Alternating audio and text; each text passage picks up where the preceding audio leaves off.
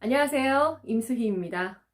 여러분 요즘에 우리 많이 좀 힘든데요. 힘들다고 아무것도 하지 않고 가만히 이렇게 계시면 더 다운되고 의욕도 없어집니다. 그죠? 그래서 좀 뭔가를 하셨으면 해요.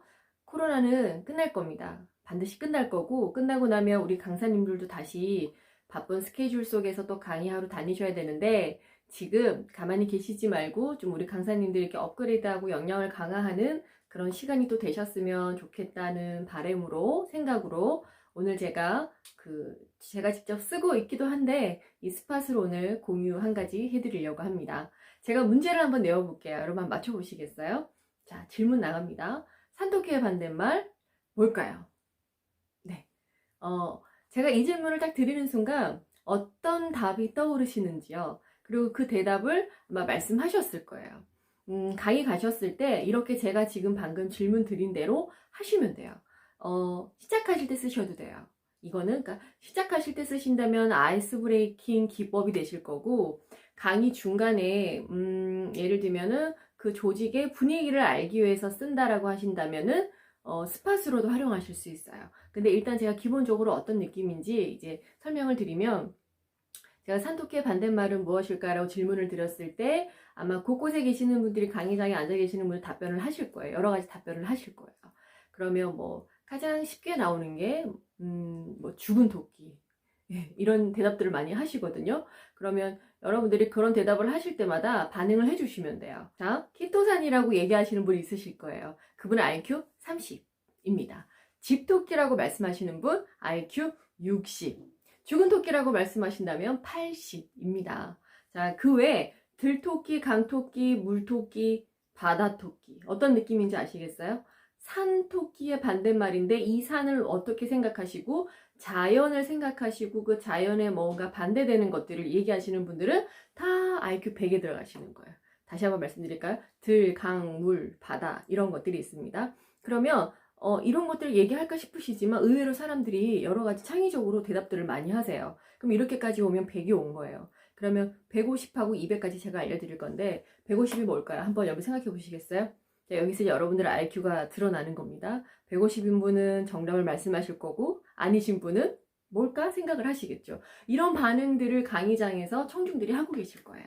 제가 답 알려드릴게요. 150은 판토끼입니다. 자, 판토끼라는 단어를 들으시고 바로 이해가 되셨다면 당신의 IQ는 150. 근데 왜 판토끼지? 이해가 안 되신 분은 150이 안 되시는 거예요. 이런 얘기를 한번 해드리면 분위기가 또 재밌어서 사람들이 웃으시더라고요. 본인이 150이 아닌 것에 대해서 민망해 하시는 거죠.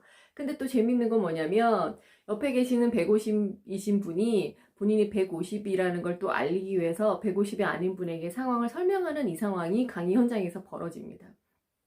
왜 판토끼냐면요. 이게 산토끼의 반대말 사구팔구의 개념으로 생각하시면 돼요. 이러면서 150이 아니신 분에게 설명을 해드릴 거예요. 그러면 이 설명을 들으신 분이 이래요. 아, 이러실 거예요. 그러면서 또 분위기가 한 번 더 좋아지게 됩니다. 자, 그리고 마지막으로 200, IQ 200인 분들은 이런 대답을 하십니다. 혹시 생각나시는 거 있으세요? 아이디어 뭔가 있으세요? 두 가지입니다. 알카리 토끼 또는 염기 토끼입니다. 들어보니까 어떠세요? 그런 것 같죠? 과학적인 접근으로 들어가시는 거죠. 그래서 제가 처음부터 다시 한번 정리를 해드릴게요.